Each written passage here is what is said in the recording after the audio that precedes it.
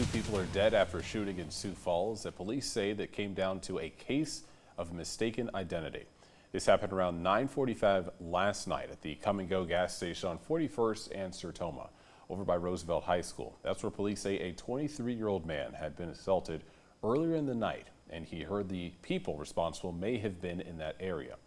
Police say the man and 3 others, including a 14-year-old, went to the gas station to confront them. The 3 men got out of an SUV with baseball bats, and at some point a woman got out of the car she was driving.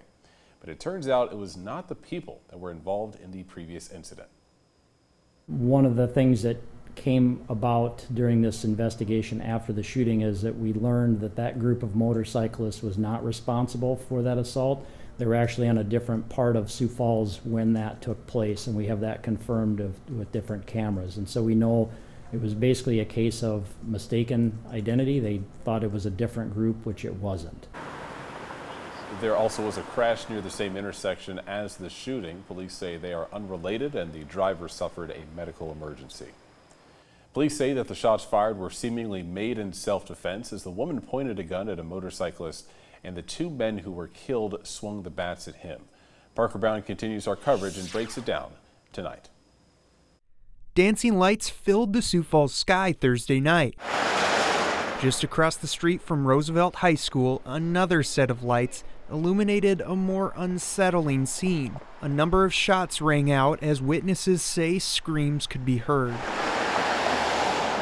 The 23-year-old man swung a baseball bat at the head of a 26-year-old motorcyclist. The 26-year-old motorcyclist had a handgun. He ended up shooting that gun.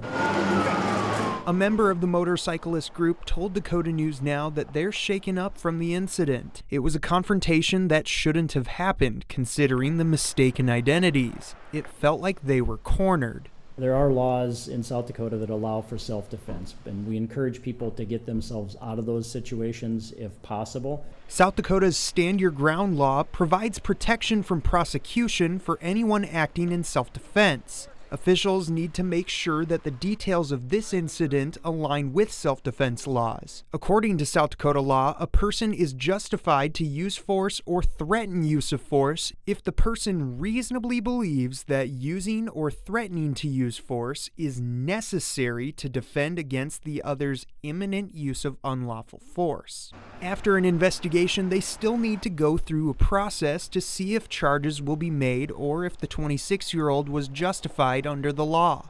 It will likely come down to if the bats would be considered dangerous and if there were other options to de-escalate. Just because there's allowances in state law for self-defense doesn't mean that there couldn't be some charges. And so I just want to make that clear. Certainly this seems to be a case on the surface of a self-defense where somebody's swinging a baseball bat, which could be considered a dangerous weapon or a deadly weapon, but that'll be a determination that's made by the state's attorney's office. In Sioux Falls, Parker Brown, Dakota News Now.